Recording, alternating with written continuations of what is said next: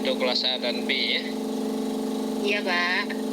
Yang awali dengan topik pokok bahasannya itu tentang pulpitis dan nekrosis ya. Jadi mekanismenya yang pertama presentasi dari kelompok yang pulpitis ya, kelompok 1 yang pulpitis, kemudian nanti diskusi. Ya, jadi sekitar 10 menit semuanya ya untuk satu kelompok. Kemudian akan diikuti nanti dengan kelompok 2, dilanjutkan dengan kelompok 2 tentang nekrosis. Ini yang kelompok pulpitis dari RPLA ya. Iya, Pak, dari RPLA, Pak. Ya, baik. Jadi nanti ditanggapi oleh kelompok lainnya ya terkait dengan paparan atau presentasi dari kelompok 1 ya, baik dari A maupun B. Jadi kelompok 2, 3 dan 4 itu nanti menanggapi. Baik, langsung ya kita mintakan karena Bapak pun sinyalnya baterainya pun udah mau habis, mati lampu pula nih. Kita awali dengan kelompok 1A. Kepada kelompok 1A kami persilakan. Baik, Pak, izin share screen ya, Pak. Ya, oke. Assalamualaikum warahmatullahi wabarakatuh. Waalaikumsalam warahmatullahi wabarakatuh. Alhamdulillah, puji syukur kehadirat Tuhan Yang Maha Esa. Yang terhormat Bapak Anasri selaku dosen mata kuliah dan teman-teman sejawat sekaliannya. Terima kasih sudah meluangkan waktunya kepada kelompok 1 untuk Zoom pada siang ini. Saya Dika Amalia dari kelompok 1 selaku moderator akan memandu diskusi pada siang ini dengan topik pulpitis akut totalis dengan jumlah kelompok 11 orang yang beranggota Adisti Ataya Hasri, Aisyah Indah Fadila, Aklil Hairi, Arifah Hayani, Carolina, Cindy Desia Nita Putri, Cut Rizky Tiara, Fadila Wirnayati, Fatia Nabila Mutia Zuhra. Untuk materinya akan disampaikan oleh Fadila Wirnayati. Kepada Fadila disilahkan.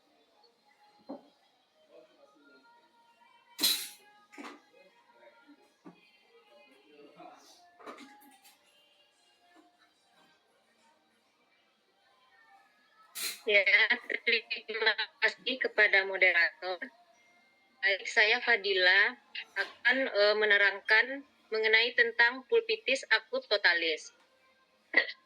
Pulpitis akut totalis itu adalah suatu peradangan pada jaringan pulpa gigi, yaitu bagian terdalam gigi yang berisi syaraf dan pembuluh darah, yang terjadi secara akut, menimbulkan keluhan rasa nyeri spontan yang hilang timbul dan terus-menerus.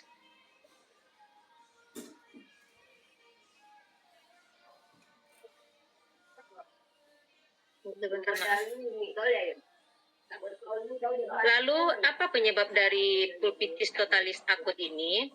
Jadi, penyebab pulpitis akut totalis umumnya adalah iritasi berat dan berkelanjutan pada pulpa gigi sampai seluruh pulpa meradang. Penyebab utamanya antara lain karies gigi dalam, jadi sudah sampai pulpa, lalu tambalan gigi yang bermasalah, lalu trauma gigi. Setelah itu karena perawatan gigi yang berlebihan, lalu paparan pulpa, dan iritasi termal dan kimia. Gejala dari pulpitis akut totalis ini, kalau kita lihat dari gejala subjektif, yaitu keluhan dari pasien. Yang pertama itu adalah nyeri spontan yang hebat. Jadi rasa sakit muncul secara tiba-tiba tanpa rangsangan eksternal seperti makan atau minum. Yang kedua, nyeri berdenyut.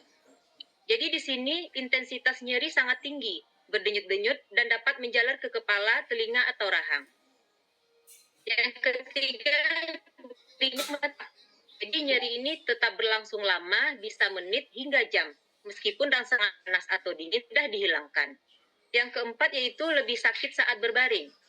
Nyeri sakit sekali memburuk saat malam hari atau saat pasien tidur telentang, karena ini meningkatkan tekanan pada jaringan pulpanya. Yang kelima yaitu sulit melokalisir gigi. Jadi pasien sering sekali sulit menentukan gigi mana yang sakit, bahkan bisa salah mengira antara rahang atas atau rahang bawah yang nyerinya dia susah untuk membedakan. Yang keenam yaitu PK terhadap perubahan suhu. Jadi sangat sensitif terhadap panas dan terkadang panas membuat nyeri lebih parah. Sementara dingin kadang-kadang memberi sedikit kelegaan, tetapi ini lebih jarang terjadi dibandingkan iritasi panas. Lalu yang ketujuh yaitu analgesik tidak banyak membantu. Lalu gejala objektifnya yaitu hasil dari pemeriksaan.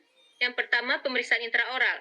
Karies dalam mengenai pulpa, kavitas besar, kadang pulpa terbuka, biasa karena restorasi. Yang kedua kita bisa melakukan tes vitalitas pulpa. Yang pertama tes thermal, kalau tes panas, nyeri hebat dan menetap. Tes dinginnya respon berlebih atau paradoks. Dengan menggunakan EPT, respon kuat pada arus rendah. Yang ketiga, tes sondasi. Saat kavitas gigi disondasi, akan terasa nyeri tajam karena pulpa sudah terbuka.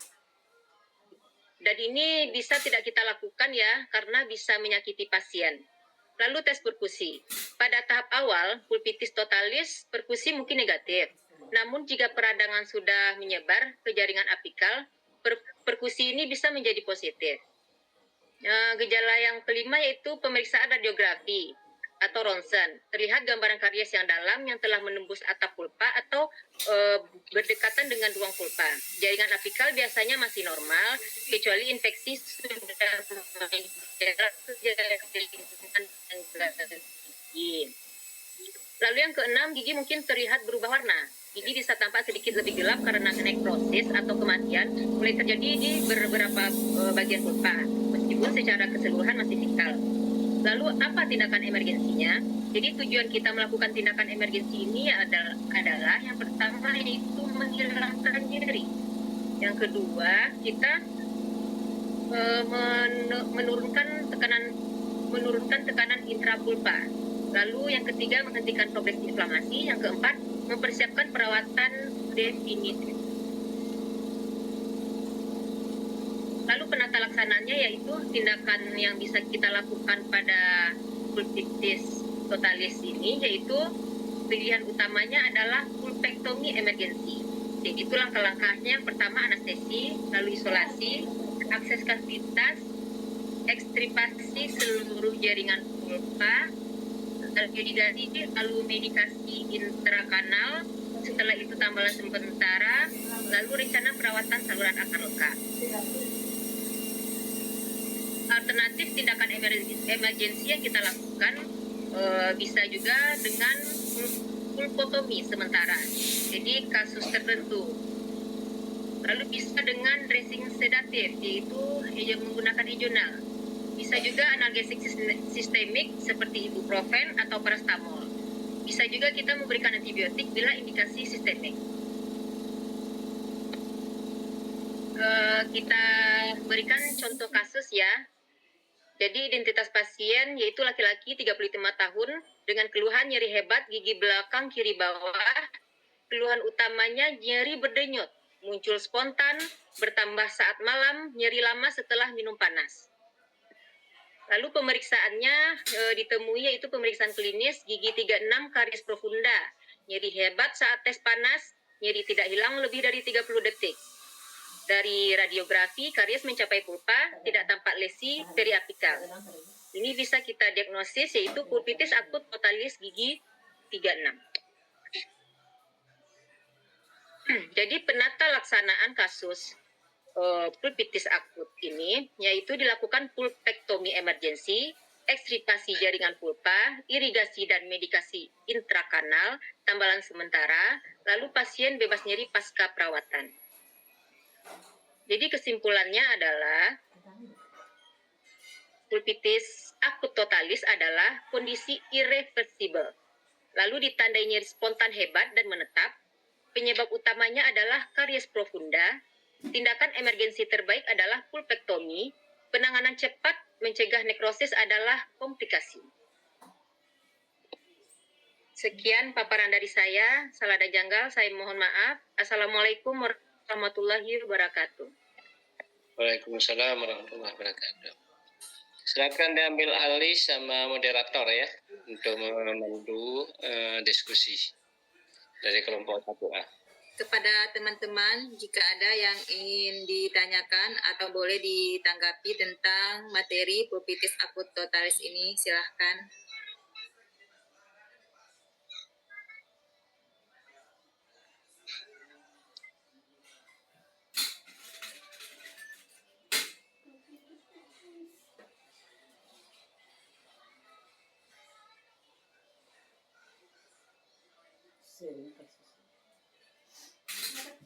Selamat siang teman-teman, apakah ada yang ditanyakan tentang pulpitis akut totalis ini?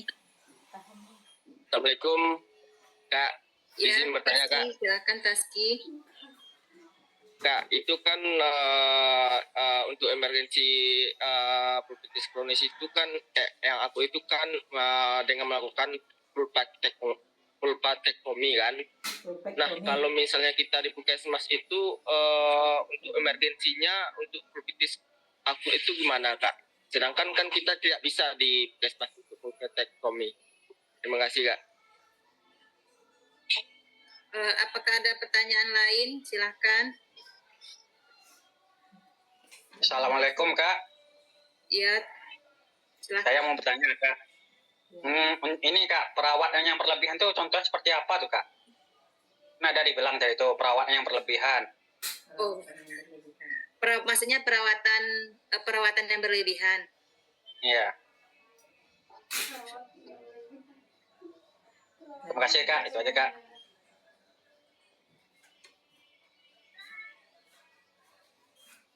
Masih ada teman-teman? Mau diisi di Bu Dika? Ya Bu, silakan. Terima kasih. Saya Sri Tati ingin bertanya terkait dengan pulpitis totalis akut Bu Dika. Untuk penanganan emergensi, bagaimana dengan pemakaian Eugenol Bu Dika? Karena di puskesmas tersedia Eugenol dengan penambalan sementara. Terima kasih. Kita cukupkan untuk 3 pertanyaan aja dulu ya Bapak Ibu semuanya. Mungkin pertanyaan nomor 3 hampir sama dengan pertanyaan pertama dari Taski. Tindakan emergensi yang dilakukan pulpektomi salah satunya, tapi jika tidak ada keterbatasan alat dan bahan di puskesmas, biasanya itu menggunakan Eugenol. Eugenol diberikan pada kapas, kemudian dimasukkan ke dalam kapitas. Tapi sebelum diberikan Eugenol, gigi pasien itu kita bersihkan dulu dari sisa makanan, dikasih NaCl, dibersihkan. Kalau pasiennya masih tahan sakit, tidak perlu diberikan anestesi. Jika pasiennya tidak kuat sakit, kita anestesi sedikit, kemudian diberi Eugenol, kemudian ditutup dengan tambalan sementara. Tapi kalau kita di rumah sakit, tindakan emergensinya kita ada alat-alat jarum ekstivasi, maka alangkah baiknya kita bersihkan kapitasnya, kemudian kita buang jaringan pulpanya, karena yang sumber penyakit dari gigi itu kan jaringan pulpanya yang terinfeksi. Jadi kalau jaringan pulpanya sudah dibuang, otomatis gigi yang bermasalah akan sembuh, akan berkurang, bukan sembuh. Kemudian baru ditambahkan dengan obat. Ada dari kelompok 1, apa ada tambahan tambahan jawaban dari teman-teman kita? Silahkan pada teman kelompok 1.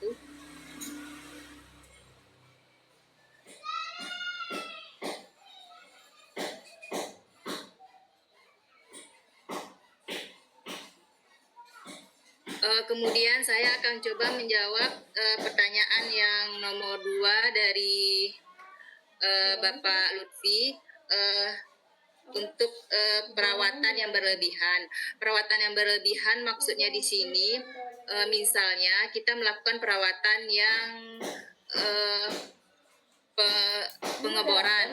pengobaran tanpa ada airnya, ada siringnya. Jadi bisa disebabkan dari panasnya handpiece. Jadi panas handpiece bisa akan memperparah dari giginya. Kemudian itu tanggapan dari saya. Apa ada tanggapan dari teman-teman lain? Bagaimana Bapak Lutfi, Taski, dan Ibu Sri Witati? Baik, Kak. Nah, kalau tadi kayaknya kurang setuju jawaban kakak yang melakukan untuk emergensi apabila di rumah sakit kita melakukan pakai jarum ekstivasi kan.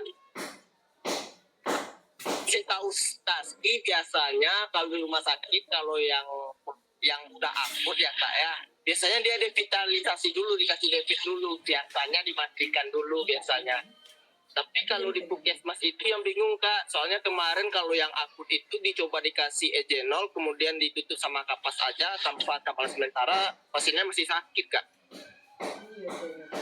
Iya Taski, kalau pasiennya masih merasa sakit, itu biasanya kan kalau ditutup dengan tambalan sementara, berarti sebelumnya ada tambalan, misalnya kan sebelumnya ada tambalan, kemudian pasien sakit itu karya sekunder, biasanya tambalannya dibongkar, kemudian kavitasnya dibiarkan terbuka beberapa hari, tapi tetap dijaga kebersihannya.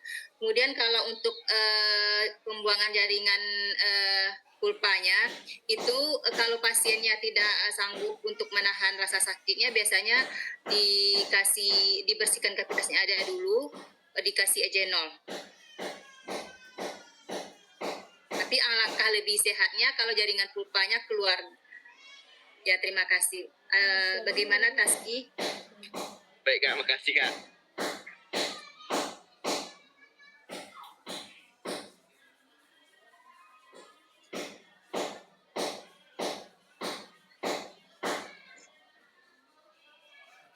Kepada teman-teman kelompok 1, bagaimana dengan tanggapannya? Silahkan ditanggapi.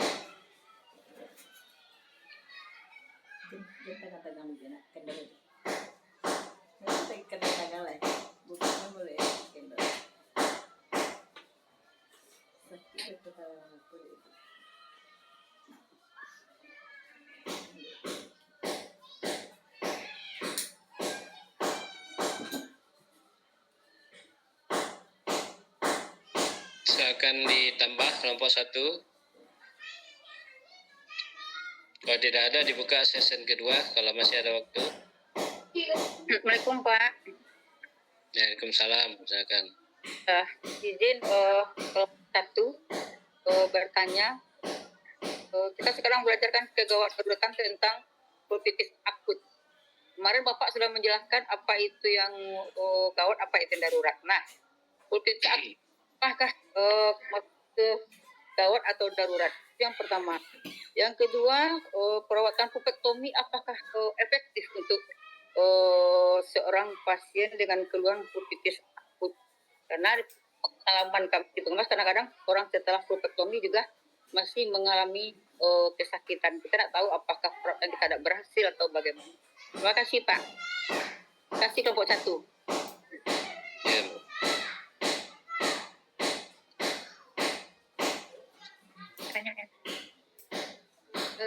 Ya, apa ada masih ada pertanyaan dari kelompok lain? Izin Kak Dika mau bertanya. Ya, silakan Ibu Rofika. Mungkin terkait penata laksanaannya yang mau ditanya nih. Apakah penata laksanaan perawatan pulpitis akut totalis ini untuk gigi desidui dan permanen itu berbeda atau sama penata laksanaan perawatannya? Terima kasih. Silakan kepada teman-teman kelompok 1 ditanggapi untuk pertanyaannya. Ya, izin ya, mencoba menjawab yang dari Ibu Nelwati. Itu pulpitis akut ini masuk gawat atau darurat ya. Jadi kalau ini masuknya darurat ya, karena masih bisa, karena tidak mematikan. Cuman kalau dibiarkan bisa berdampak yang lebih buruk lagi. Lalu kalau untuk pulpektomi itu kan alternatifnya kalau kita tidak bisa melakukan tindakan saluran akar. Jadi kalau misalnya tidak bisa pulpotomi, maka alangkah baiknya kita melakukan perawatan pulpektomi, gitu. Atau bisa kita rujuk lagi ke dokter spesialis konservasi. Apakah ada tambahan yang lain dari teman-teman?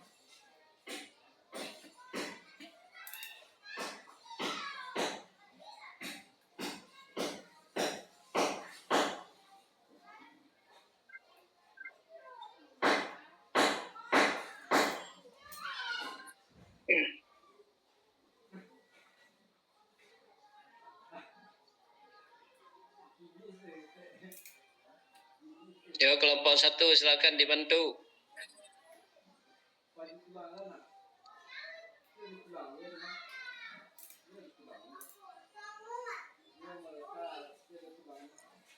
Kalau tidak ada, baik saya akan coba menambahkan Pak.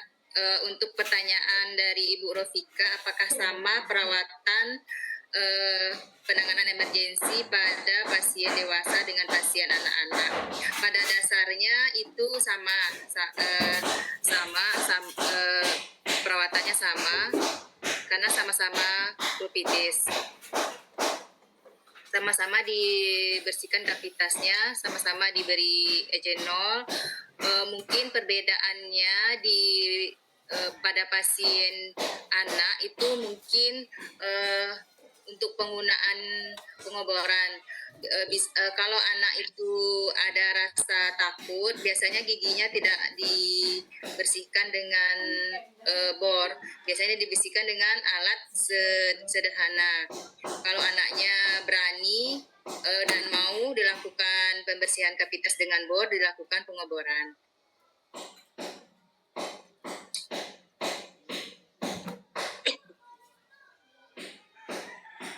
Bagaimana dengan Ibu Nelwati dan Ibu Rofika?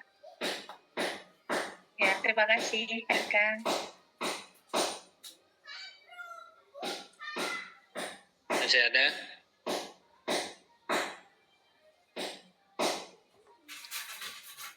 Kalau tidak ada, coba Bapak ini sedikit ya, kita resume dari jawaban-jawaban tadi. Masih ada? Ada lagi? Dika? Sepertinya tidak ada, Pak. Sepertinya tidak ada. Untuk kesimpulannya, pulpektomi ini intinya kan itu pembuangan jaringan pulpa yang sudah infeksi. Jadi kalau menurut kami dari kelompok 1, karena sumber penyakitnya adalah pulpa,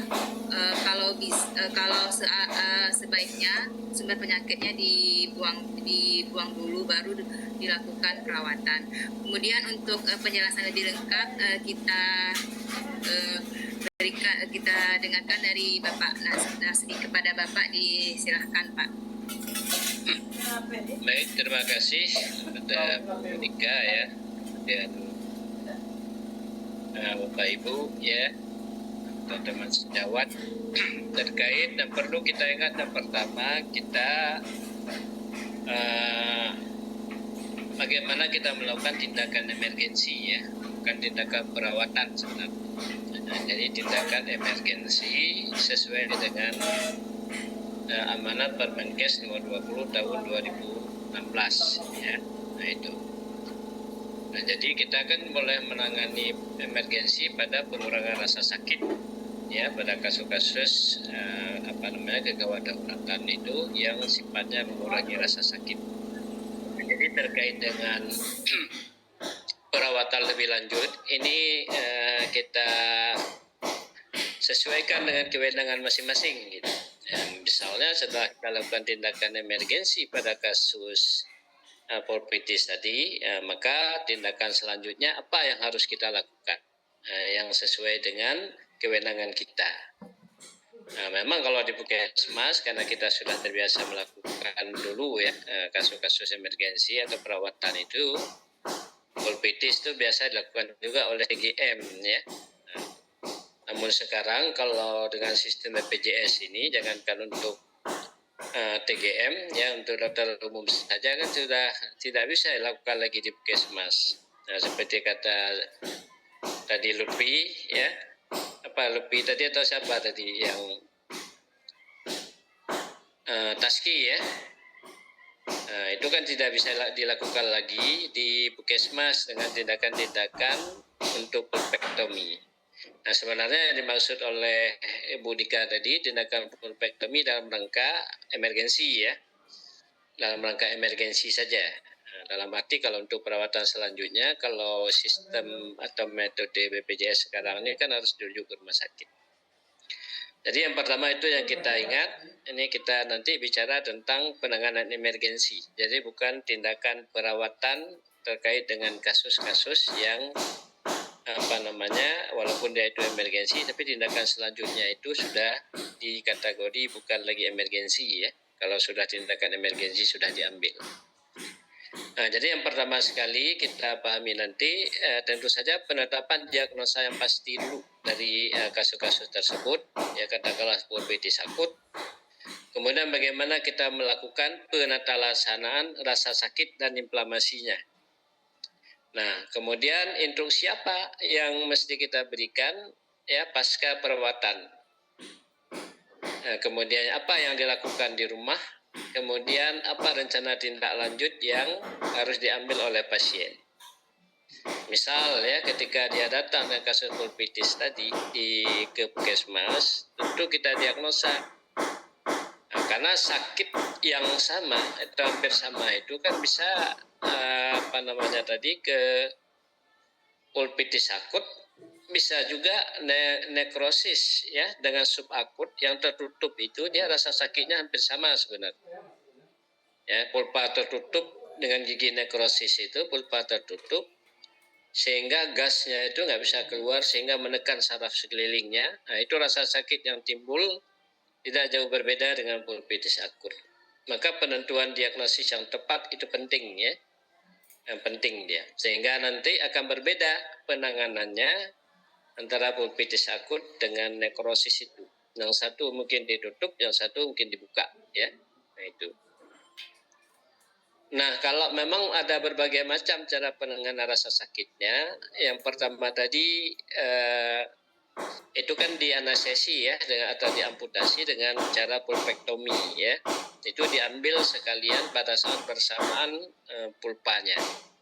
Nah, tentu saja jika penanganannya TGM yang lakukan, tentu ya TGM kan tidak pada tataran melakukan pulpektomi, ya, tapi bagaimana mengurangi rasa sakit. Nah, memang yang biasanya kita lakukan yang mengurangi rasa sakit dengan ras terapi tadi, ya, yang dengan egenol, ya, yang dibasahi dengan egenol, kemudian ditutup, ya, itu betul-betul dipastikan bahwa memang pulpitis akut. Kadang-kadang ada juga nanti pada satu sisi dia pulpitis, di sisi lain sudah nekrosis, maka didiagnosa yang tepat, ya. Nah, maka muncul tadi kadang-kadang ada yang sudah dilakukan ras terapi dengan ditutup itu, tapi muncul rasa sakit. Nah, karena ada sebahagian, itulah yang disebut dengan sebahagian pulpanya sudah mati, sebahagiannya masih vital, ya, atau nekrosis, pulpitis. Nah, jadi itu bisa dengan ras terapi yang kita lakukan untuk penanganan emergensi sementara. Namun kalau dia sakit, ya, yang amat sangat, dia membutuhkan pengurangan segera, sebenarnya dapat kita awali dengan anestesi. Jadi anestesi yang kita maksud di sini bukan untuk melakukan pulpektomi, tapi untuk meredakan sakit.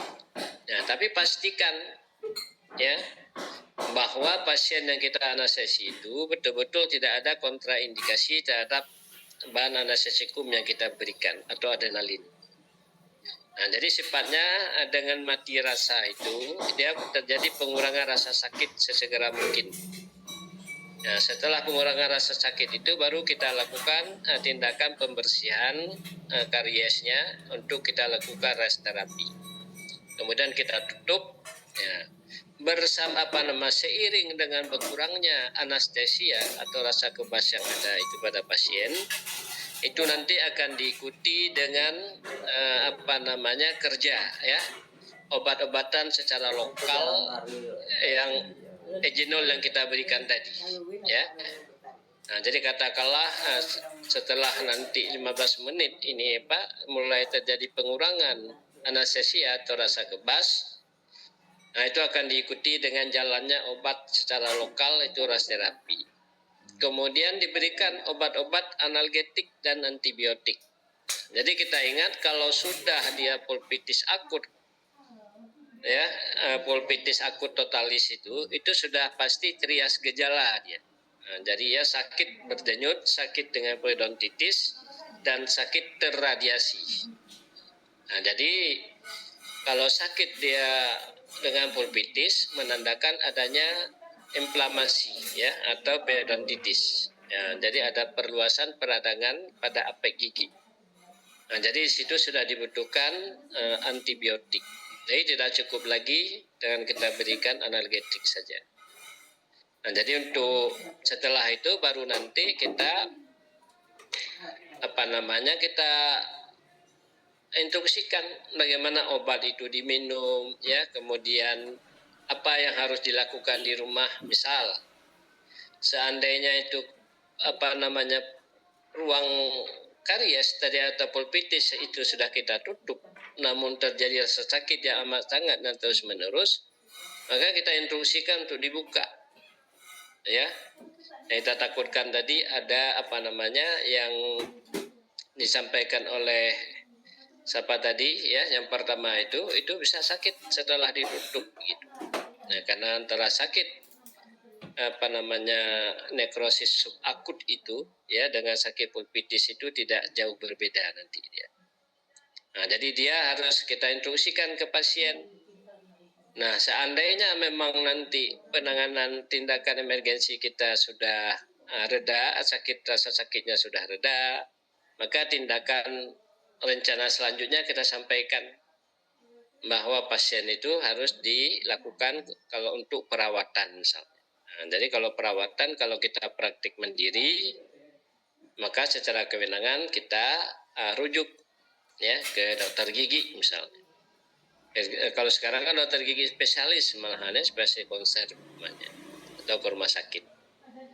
Nah, jadi itu kalau ini kita ngomong secara aturan ya, secara aturan. Nah, jadi untuk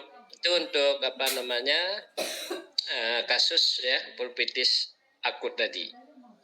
Nah, jadi biasanya kalau sakit dia tanpa penyakit yang menyertainya, kontraindikasi adrenalin, itu kita anestesi ya karena apalagi kalau rasa sakit sudah terjadi itu sudah malam hari, kemudian dia datang ke kita itu di pagi hari ya atau sore hari malahan, nah, itu harus kita ambil tindakan pengurangan rasa sakit yang cepat gitu. Tapi betul-betul kalau bermain anestesi pastikan pasien dalam keadaan sehat ya, tidak lemah, karena nanti ada komplikasi daripada bahan anestesikum yang kita berikan. Mungkin demikian dari saya. Mungkin ada yang ini ingin kita diskusi lagi, silakan, boleh ya. Kita kan ini sharing ya, maka kenapa kita presentasi supaya yang dari Puskesmas, dari rumah sakit yang sudah banyak pengalaman, kemudian di Puskesmas dengan berbagai macam tantangan, itu sharing, saling berbagi.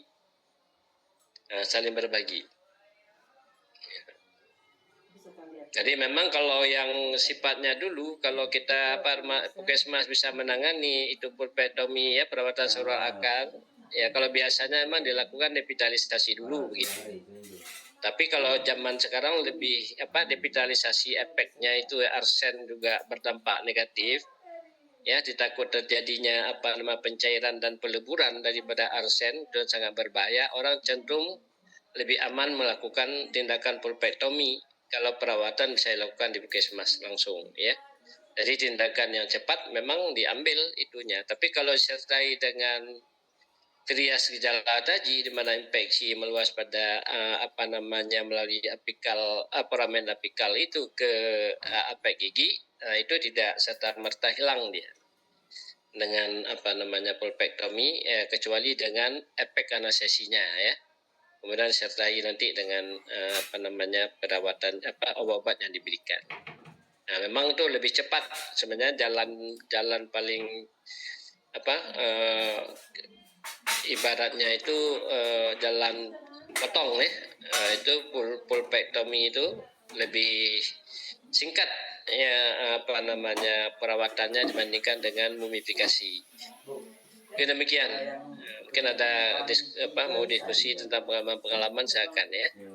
Karena zaman sekarang kan teknologinya bermacam-macam sekarang ya. Baik, silakan diambil alih Dika. Terima kasih kepada Bapak atas penjelasannya dan pengarahannya. Kepada teman-teman, apakah ada sharing pengalaman dari berbagai rumah sakit? Silakan.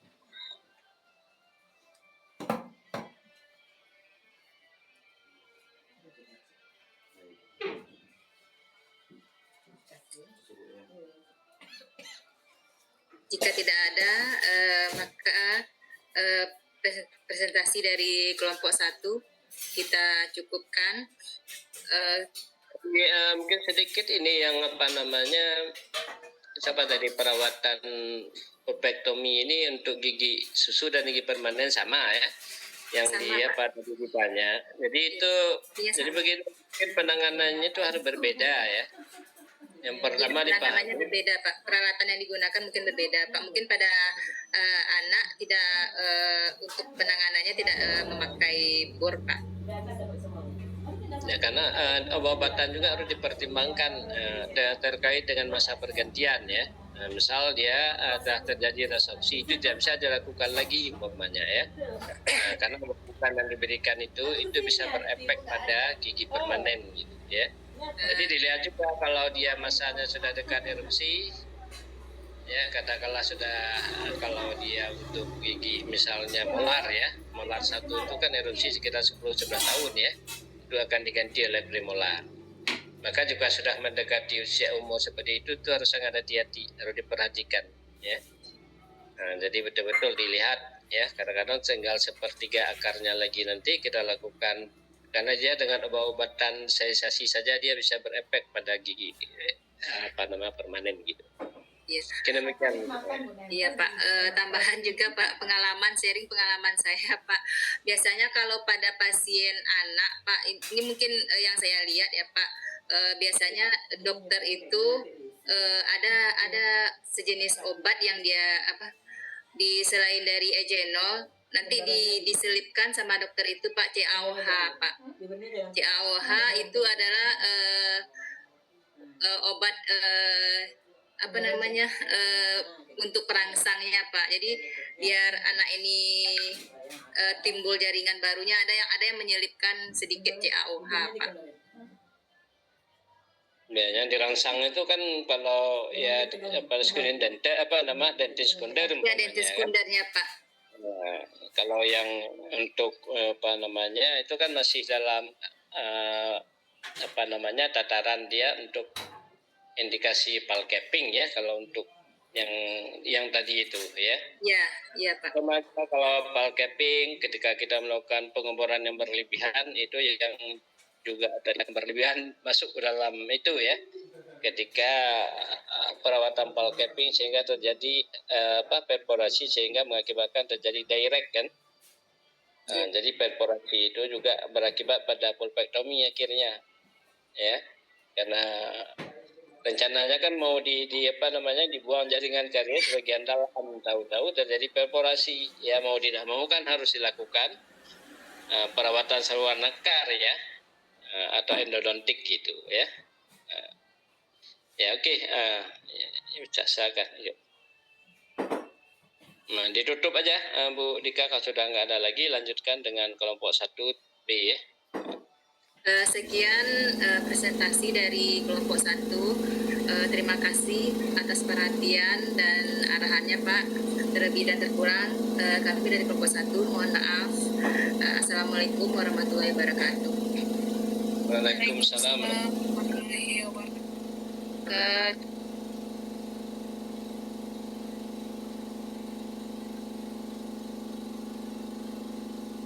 Silakan kepada dilanjutkan oleh kelompok 1B. Baik Pak. Baik, terima kasih untuk waktu dan tempatnya. Saya perwakilan dari kelompok 1B sebagai moderator. Kami minta izin untuk memberikan hasil diskusi kelompok kami, yaitu tentang necrosis likuifaksi dengan abses akut kepada teman saya di sini.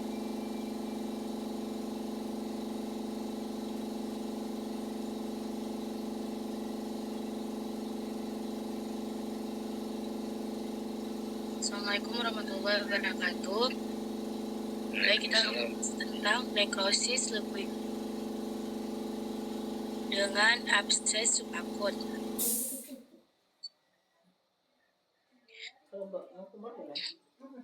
Anggota kelompok siapa yang baca? Aida Fazia, Nisa Fitri Rambe, Asmaul Husna. Nah, pengertian.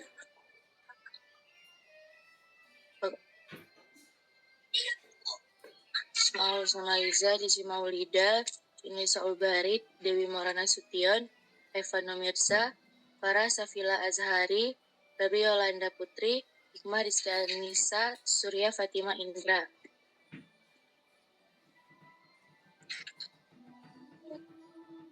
Pengertian yaitu nekrosis likuifaksi adalah jenis nekrosis di mana jaringan mati mengalami pencernaan enzimatik sehingga berubah menjadi massa cair atau kental. Pada abses subakut, proses ini terjadi akibat infekasi berlangsung tidak terlalu cepat atau akut, namun juga belum kronis, ditandai dengan kumpulan nanah yang berbentuk secara bertahap. Jadi, nekrosis likuifaksi dengan abses subakut adalah kerusakan jaringan akibat infeksi yang menyebabkan jaringan mencair dan membentuk abses dalam fase peralihan antara akut dan kronis. Aku tadi pagi rencana mau pagi. Tapi setelah sibuk aku kalau pagi tuh.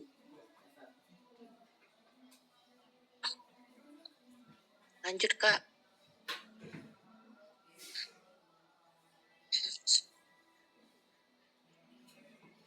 Nekrosis likuifaksi dengan abses subakut pada gigi adalah keadaan pulpa gigi yang telah mati.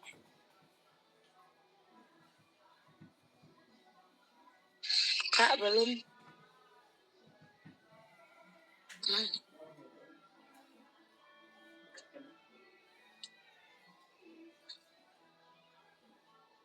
Share screen.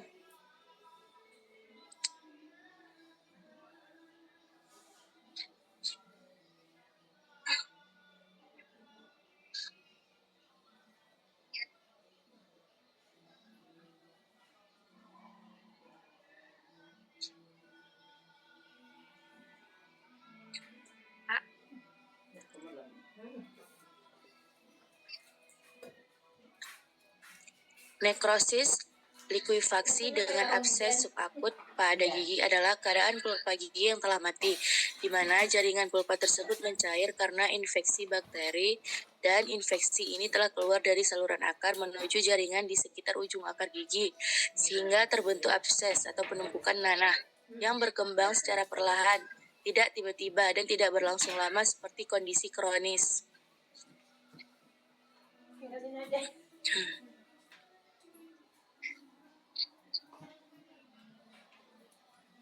Penyebab umum. Infeksi bakteri dari karies gigi yang dalam dan tidak dirawat. Bakteri masuk ke pulpa, menyebabkan peradangan berkepanjangan hingga pulpa mati dan mencair. Lalu, infeksi menyebar ke jaringan periapikal dan membentuk abses. B. Penyebab pendukung. Karies gigi dalam merupakan penyebab paling sering yang memungkinkan bakteri mencapai pulpa. Pulpitis yang tidak ditangani atau peradangan pulpa kronis menyebabkan gangguan aliran darah dan kematian pulpa. Trauma gigi atau benturan dapat memutus suplai darah pulpa sehingga terjadi nekrosis.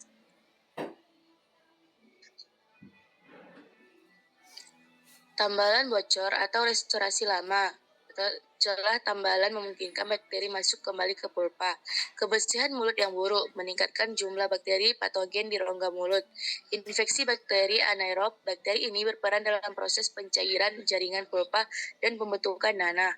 Jadi kesimpulannya, karies dalam bakteri masuk pulpa, inflamasi lama, pulpa mati dan mencair, menjadi infeksi ke ujung akar hingga menjadi abses subakut.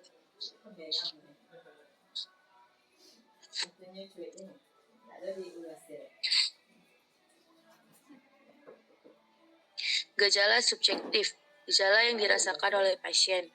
A. Keluhan nyeri hilang timbul. Nyeri berlangsung lama tetapi tidak hebat. Nyeri terasa berdenyut ringan. Nyeri bertambah saat mengunyah atau menggigit. Gigi terasa ngilu saat ditekan. Nyeri dapat menjalar ringan ke rahang atau kepala. B. Sensasi tidak nyaman. Gigi terasa tinggi atau tidak pas saat menutup mulut. Rasa mengganjal pada gigi yang sakit. Rasa tekanan di dalam gigi. Rasa berat di daerah rahang.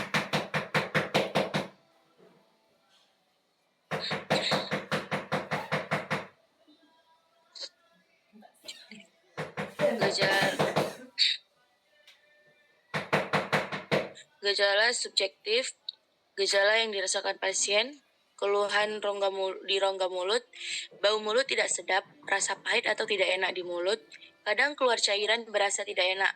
Pasien merasa mulut kurang nyaman meski sudah menyikat gigi. Riwayat keluhan sebelumnya, riwayat sakit gigi hebat sebelumnya lalu nyeri berkurang. Pasien menyadari gigi berlubang sudah lama. Keluhan muncul perlahan, bukan mendadak. Keluhan berlangsung berhari-hari hingga berminggu. Pernah minum obat nyeri tetapi hanya membantu sementara.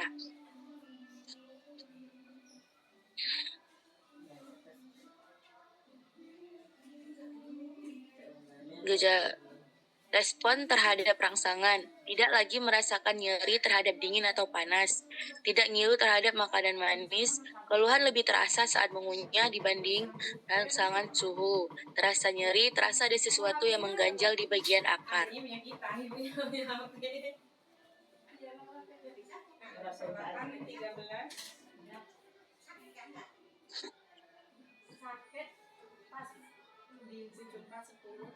Pemeriksaan gigi. Gigi tidak bereaksi terhadap tes vitalitas pulpa, dingin atau panas atau listrik. Terdapat karies dalam yang mencapai dentin atau pulpa. Gigi dapat tanpa diskolorasi atau keabu-abuan atau kecoklatan. Restorasi lama dengan tepi bocor. Permukaan gigi dapat terasa rapuh. Pemeriksaan perkusi dan palpasi. Nyeri pada perkusi vertikal. Kadang nyeri ringan pada perkusi lateral. Nyeri atau tidak nyaman saat palpasi daerah periapikal. Terasa tekanan ringan di daerah apex.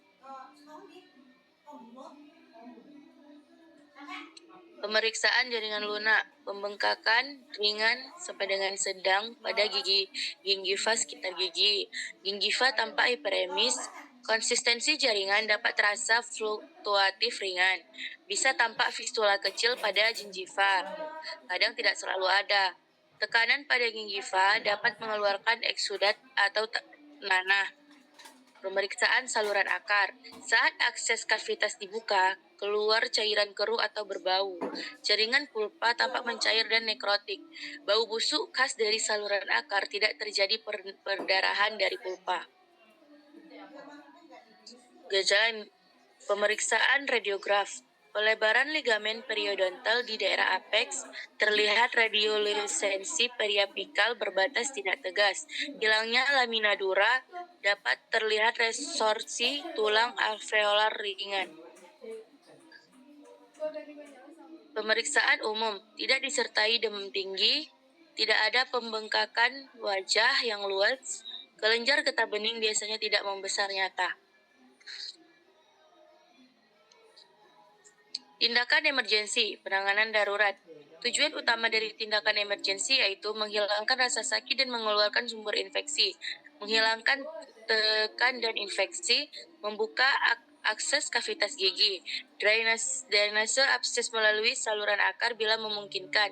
Tujuannya agar nanah atau cairan infeksi keluar dan tekanan berkurang. B. Irigasi saluran akar. Irigasi dengan NaCl fisiologis atau larutan irigasi yang dianjurkan. Membersihkan jaringan pulpa nekrotik dan cairan berbau. Mengurangi jumlah bakteri dan toksin. Medikasi intrakanal, pemberian medikasi intrakanal sementara jika diperlukan. Menutup gigi dengan tumpatan sementara, tujuannya mencegah masuknya bakteri baru.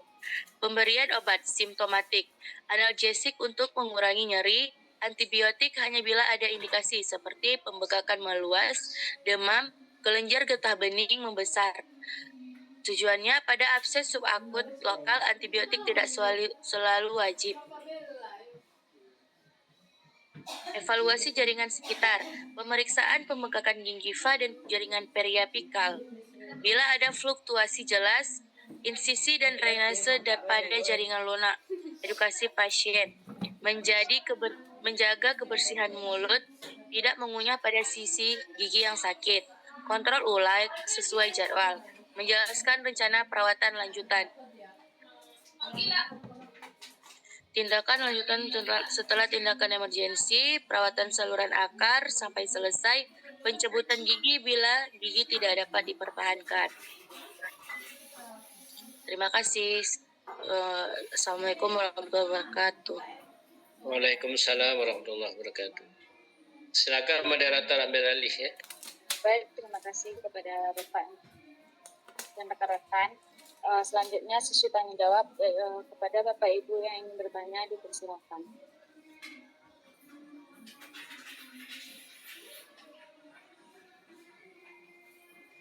Izin bertanya Bapak dan Ibu. Baik, kepada Sekar dipersilakan. Baik, perkenalkan nama saya Sekar Indah Fajrianda Aprilino. Saya izin bertanya kepada kelompok pemateri. Tindakan apa yang dilakukan jika pasien datang dengan keluhan sudah sampai pipinya bengkak disertai pipinya bengkak di sebelah di bagian sebelah kiri atau kanan dan nyeri? Pasien datang dengan keluhan demam, tetapi pasien hanya bisa membuka mulut sekitar 2 jari. Terima kasih. Apa yang dilakukan? Terima kasih.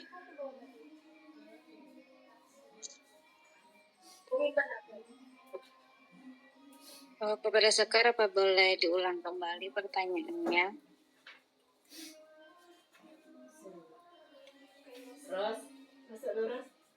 Tindakan apa yang dilakukan jika pasien datang dengan keluhan sampai pipinya bengkak sebelah, nyeri, dan pasien datang dalam keadaan demam? Pasiennya hanya bisa membuka mulut sebesar 2 jari. Terima kasih. Baik, apakah masih ada Bapak Ibu yang ingin bertanya? Mohon izin bertanya, Ibu moderator. Baik, kepada Ibu Sriwitati dipersilakan. Baik, di sini saya kurang mengerti terkait tadi ada penata laksanaan ataupun tindakan emergensi untuk nekrosis likuifaksi ini, salah satunya yaitu menutup gigi dengan tumpatan sementara. Tadi juga sudah dijelaskan bahwa pada nekrosis likuifaksi ini terjadi penyebaran infeksi ke ujung akar atau bisa terjadi akses pada ujung akar yang sebagian pasien juga terjadi adanya fistula atau fistel. Kemudian di sini kalau tindakan utamanya juga ada menutup gigi dengan tumpatan sementara, apakah nanti tidak akan memperparah keadaan? Mungkin itu mohon dijelaskan ya Bu dari kelompok 1. Terima kasih. Terima kasih kepada Ibu Sri. Apakah masih ada teman-teman yang ingin bertanya?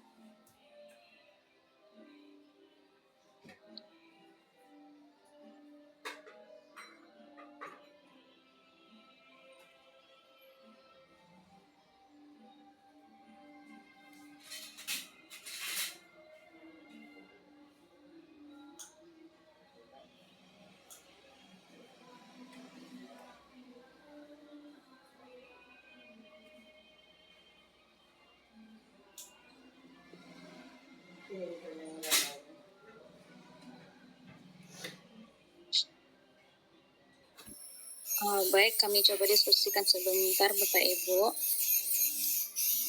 izin menjawab pertanyaan dari Sekar tadi. Tadi kan pertanyaannya jika pipinya bengkak terus hanya bisa dibuka oleh 2 jari. Ini sedikit cerita pengalaman di puskesmas. Saya sendiri pernah mendapatkan pasien seperti ini. Mulutnya hanya dibuka bisa 2 jari saja. Kita tidak bisa melihat keadaan fisiologis dari gigi tersebut. Pihak dokter hanya memberikan obat analgesik saja dan antibiotik, serta setelah itu disuruh kompres pakai air dingin. Jika tidak ada perubahan, kami akan melakukan rujukan ke rumah sakit. Terima kasih.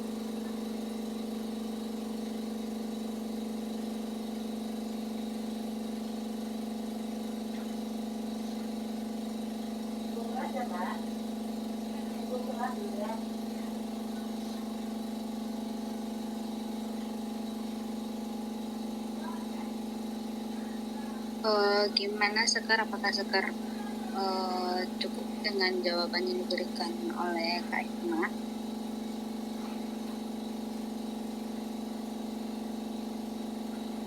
Baik, terima kasih.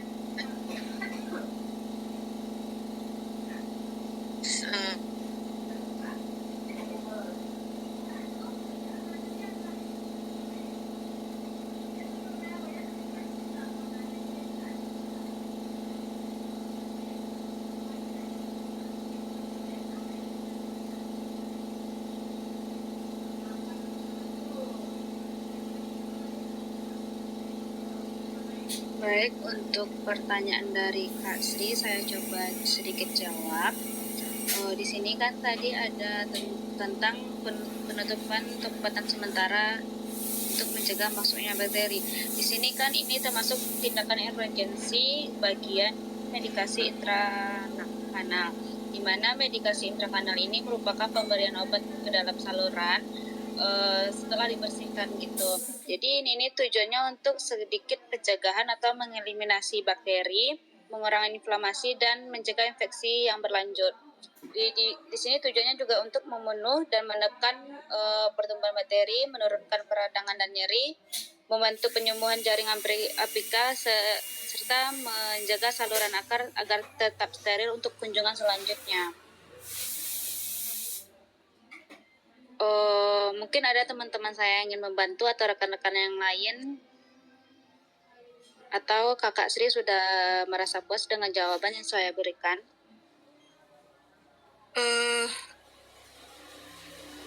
Berarti ini memasukkan obat ke dalam saluran akarnya setelah dilakukan pada saat dilakukan perawatan, gitu ya.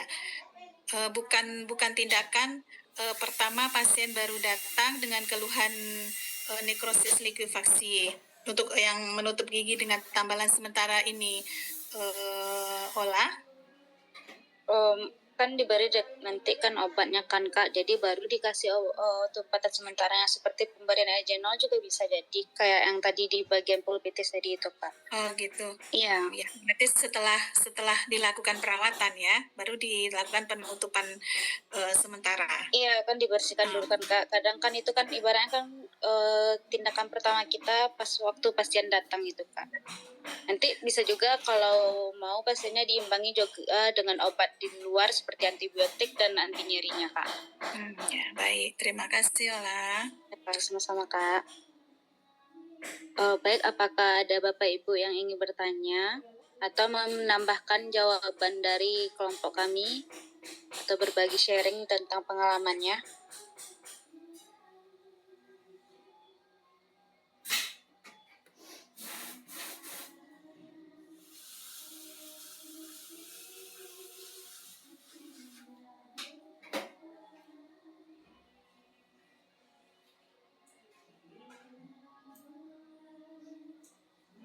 Oke.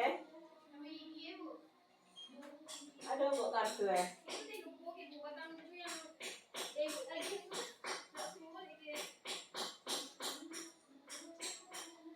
Sila mo ito,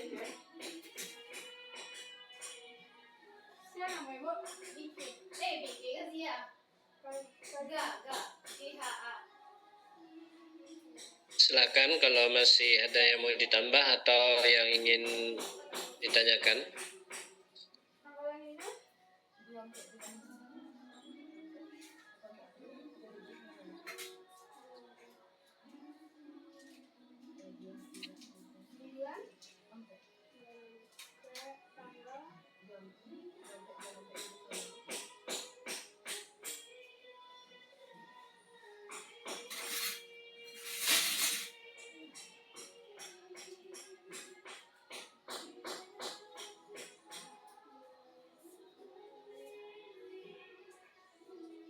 Ada?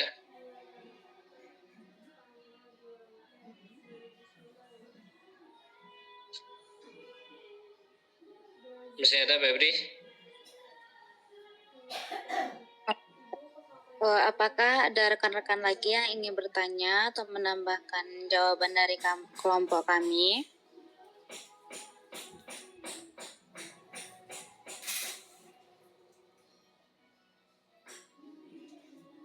Baik, kalau tidak ada yang ingin bertanya atau menambahkan, saya sebagai moderator mohon maaf apabila ada kesalahan. Saya tutup dengan Assalamualaikum warahmatullahi wabarakatuh. Saya alihkan lagi kepada Bapak. Silakan. Baik, terima kasih Febri. Assalamualaikum warahmatullahi wabarakatuh. Waalaikumsalam warahmatullahi wabarakatuh. Nah, jadi kita sudah sama-sama dengarkan tadi ya, yang terakhir terkait dengan nekrosis likuifaksi dengan abses subakut ya. Jadi tadi sudah dijelaskan bahwa tindakan emergensi pada abses subakut itu tentu lagi dilakukan trepanasi dulu ya, membuka ruang sehingga ruang dengan trepanasi diambil ya, jaringan-jaringan infeksi, dikeluarkan nanah ya, semuanya itu. Kemudian tadi yang menimbulkan pertanyaan untuk mengapa habis itu ditutup ya, tadi yang barusan ditanya tadi ya, ditutup. Jadi setelah tindakan trepanasi itu dengan dikeluarkan nanah semuanya, itu biasanya dilakukan spooling ya, sampai semua jaringan-jaringan nekrotik itu keluar, kemudian nanah itu bersih semua. Itu kemudian dia diberikan sebelum ditutup itu ada sejenis seperti selang ya, yang di seperti PowerPoint itu ya, untuk perawatan saluran akar. Nah, itu ditaruh itu sampai ke di full kanalnya itu. Kemudian baru pinggir-pinggirnya ditutup. Sebenarnya untuk dilakukan blok, jangan sampai sisa makanan itu masuk kembali yang mengakibatkan tersumbatnya ya, ruang pulpa untuk terbuka dengan udara luar. Karena prinsip kita lakukan trepanasi tadi, kita buka ya, kontak antara ruang pulpa dengan ruang udara luar supaya gas-gas endoshelter-nya itu keluar ya, semuanya keluar gasnya beserta dengan nanahnya tadi.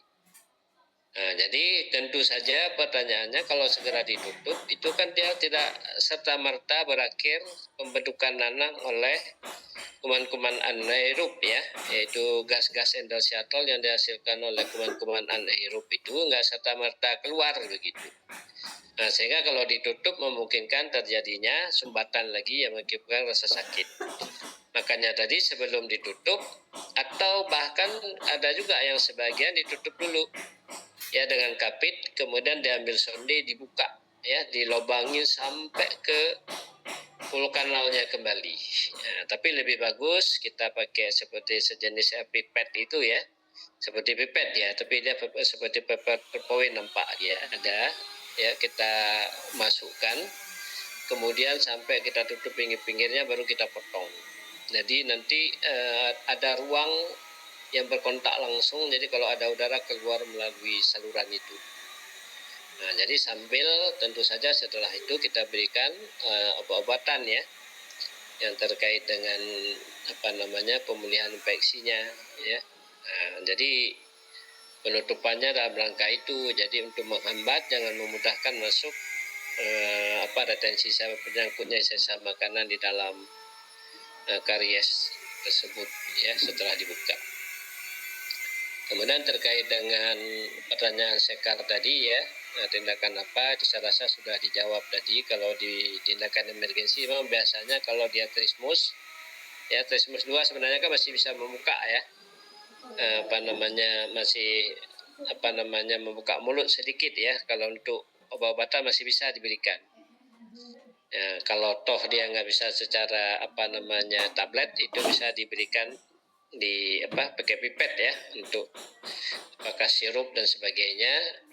Untuk tindakan pertama untuk meredakan trismusnya. Kemudian untuk relaksasi, kalau di rumah sakit mungkin ada sinar ultraviolet ya, itu akan ditambah atau dilakukan penyinaran sehingga terjadi relaksasi sehingga trismusnya itu bisa terbantu ya. Jadi trismus itu keadaan tidak bisa membuka mulut ya, mulai trismus 1 sampai dengan yang paling berat kan trismus 3 ya. Nah, jadi ya kalau ya diharapkan seperti itu. Nah, nanti kalau sudah dia agak rileks, dia bisa membuka mulut, kemudian baru dilakukan pemeriksaan secara klinis. Nah, mungkin tadi sudah dijawab, sudah ya, untuk tindakan pertama saya rasa sudah cukup ya untuk dilakukan pemberian obat-obatan antibiotik dan analgetik. Baik, mungkin ada tambahan, silakan dari Bapak Ibu dari Padang ya.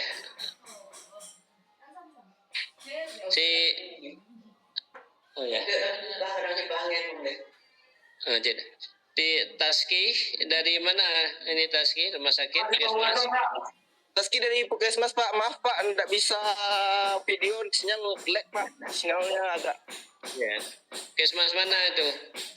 Di daerah pesisir selatan Pak, di Sumatera Barat. Oh, di situ ya? Ya Pak. Kalau Lutfi? Puskesmas Gayo Luas Pak, Kota Panjang. Kota Padang? Bukan, Kota Panjang, Gayo Luas. Oh, di Gayo Luas. Gayo Luas ya. Aman sekarang di Gayo Luas? Aman Pak, minyak kadang-kadang masih sulit Pak. BBM. DKG-nya dulu mana? Dari Polsek Medan Pak. Oh, Medan ya? Medan. Ya, baik. Ya, mungkin ada tambahan, silakan. Mungkin dengan pengalaman teman di rumah sakit, di Puskesmas, jadi kita sharing ya. Nah, jadi dengan banyaknya pengalaman ya, untuk emergensi kan banyak hal yang bisa dilakukan kadang ya, yang kadang-kadang di tempat lain itu belum gitu ya. Dengan kita sharing, berbagi pengalaman ya, nah ini nanti akan membantu teman-teman lainnya ya. Silakan kalau ada, kalau tidak kita sambil ininya Pak, kita absensi ya. Ini untuk yang kelas B ya. Surya ada? Iya, enggak yang itu, yang satu lagi itu, yang enggak nampak itu. Surya Fatimah hadir? Mana sesinya? Ini masih Juli tadi itu. Hadir ya? Aida. Aja karena sesinya kalau yang enggak. Izin Kak Risma, suaranya Kak Risma. Surya Fatimah hadir? Aida hadir, Pak. Aida hadir, Surya Fatimah enggak ya? Anissa? Hadir, Pak. Asmaul Husna? Hadir Pak. Cici? Hadir, Pak. Yudni Saul? Hadir Pak. Dewi Mora?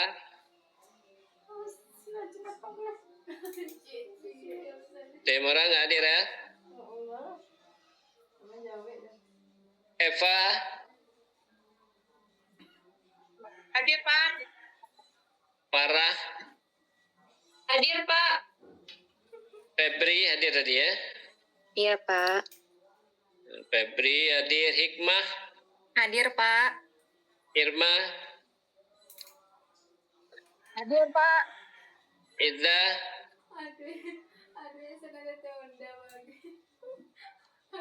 Iza hadir? Enggak ya. Lilis Suryani Hadir Bapak. Marmina Hadir, Pak. Miftah Hadir Pak. Emrido Hadir, Pak. Muhammad Rizki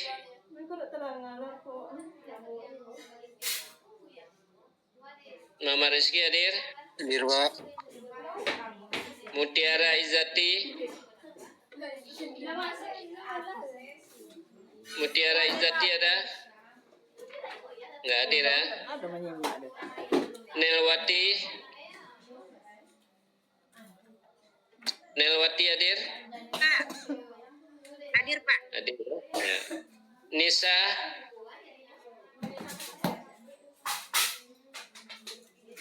Nisa Andaneri hadir? Hadir, Pak. Hadir ya. Nurul Apriani hadir? Hadir Pak. Nurul Husna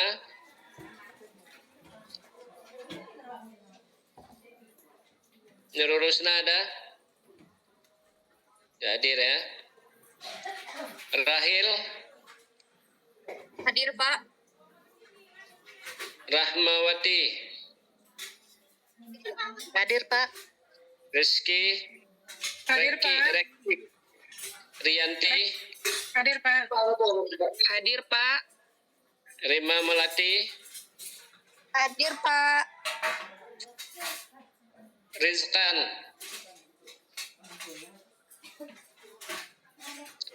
Rizkan hadir? Hadir, Pak. Hadir. Hadir ya. Rosa Hadir, Pak. Sekar hadir ya. Sri Rizki hadir? Nggak hadir ya. Sri Witati hadir ya. Hadir, Pak. Suryani Hadir Pak. Mbak Susanti. Tariulia Makmalia Hadir, Pak.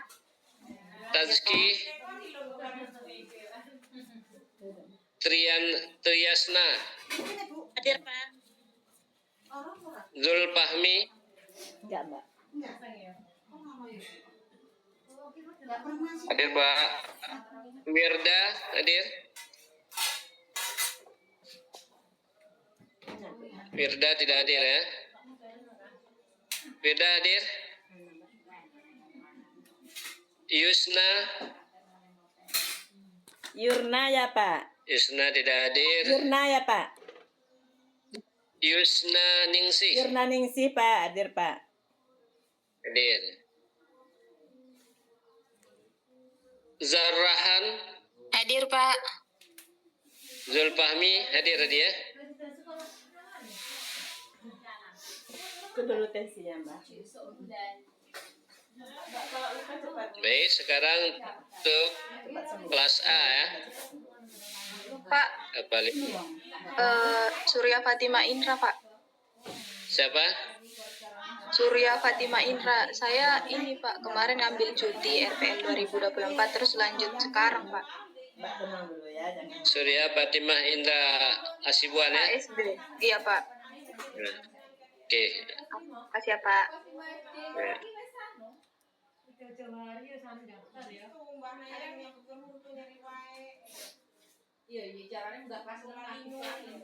Udah nampak kamera ini.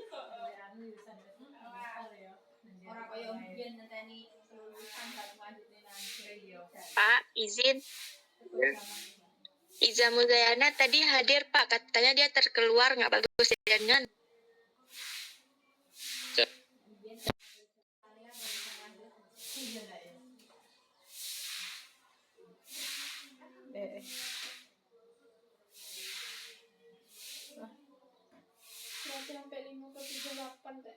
Iya, Men. Hilang apa nah zoom-nya? Luar terlempar.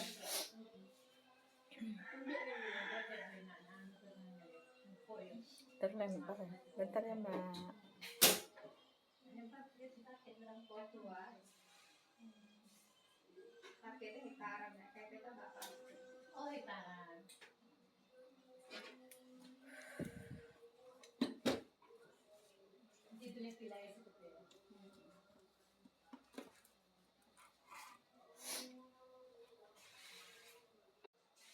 Carolina,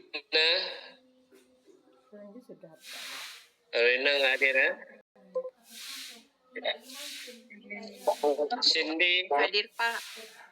Kok kamu tak buka kamera? Jud Rizky, Hadir, Pak. Dika hadir, Fadila, sudah ya? Fadila, Hadir, Pak. Fatia, Hadir, Pak. Firjatullah, Hadir, Pak. Hema Fahimi, Hadir, Pak. Husna, Hadir, Pak. Isna Seni, Ini mau pergi. Isna hadir, Hadir, Pak. Leni, Leni hadir, Leni nggak hadir ya? Lina, Hadir, Pak. Leni hadir, Pak. Leni, Pak. Leni hadir. Hadir Leni, Pak. nah, ya, oke. Pak. Lena hadir, Lina hadir, Pak. Lutfi, Hadir, Pak. Mena Suciati, Hadir, Pak. Mimi Zulfa, Hadir, Bapak. Muhammad Iqbal, Hadir, Pak. Nabila, Nabila hadir, nggak hadir ya? Nida Ul Husna, Hadir, Bapak. Nurul Akna, Hadir, Pak. Putri Minta Taito, Hadir, Pak. Rahma, Rahma ada? Nggak ada ya? Ratna, Hadir, Bapak Pak. Rahmat. Rahma hadir, Bapak Rahmat. Hadir, Pak. Ratna Dewi, Hadir, Pak. Raisa, Hadir, Pak. Rika, Hadir, Pak. Risma, Hadir, Risma, Pak. Ropika Hadir, Dara, Pak. Hadir, Pak. Salmiwati, Hadir, Pak. Septia, Hadir, Pak. Siti, Hadir, Pak. Sri Wahdini, Hadir, Pak. Sri Malahayati, Sri Malahayati ada? Biasanya enggak sah. Nggak ada ya. Susiani, Hadir, Pak. Tiara Pratiwi, Tiara Pratiwi hadir? Ya, hadir ya. Ulfatul, Hadir, Bapak. Yuni, Hadir, Pak. Yurniati, Hadir, Bapak. Salwa, Salwa hadir? Tidak hadir ya. Baik, yang tadi siapa? Iza ya, yang B ya. Pak, maaf, Pak. Izin, Pak. Saya udah keluar, Pak. Siapa? Iza, Pak. Iza. Iya, Pak. Pak, Oke, Mutiara baik. Izati kelas B, Pak. Kalau Mbak Mega sakit, Hah? itu sakit dia Mbak. Mutiara Izati, Pak, dari PLT, Pak. B. Jangan Mbak mikirnya Iya, Pak. sakitnya aja. Bentar ya. Kalau dipikirin sakit dia jadinya. Bapak Tiara Pratiwi terkeluar, Pak. Tiara Pratiwi tadi sudah ini kan, sudah absen ya? Belum. Terkeluar dia tadi, Pak.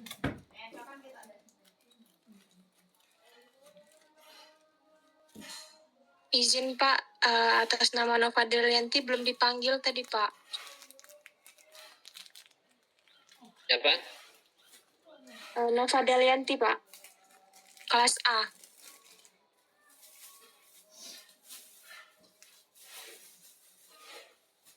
Kelas A ya.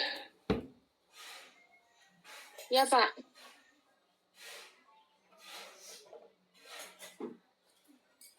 Sakit sekarang, Nak? Sekarang sakit. Coba. Sakit sekarang. Nanti di WA aja ke Bapak nama yang ini ya, yang belum tadi. Ya, Santai aja, Mbak. Mbak pegang sini. yang WA aja yang A dan B itu. Baik Pak. Baik ya, untuk ini sudah bisa kalau mulai sudah bisa silakan ya. Sudah kita cukupkan. Jadi untuk besok itu akan tampil kelompok 2 ya, A dan B. Baik, demikian. Terima kasih. Assalamualaikum warahmatullahi wabarakatuh. Pak. Waalaikumsalam warahmatullahi wabarakatuh. Terima kasih, Pak. Udah selesai ya. Dari tadi selesai. Gigit aja nggak pas, Mbak? Digigit aja. Mbak, ini menutup darahnya supaya nggak keluar. Ya, Pak. Jangan menggel-gel ya, gigit tekan ya. Ya gini.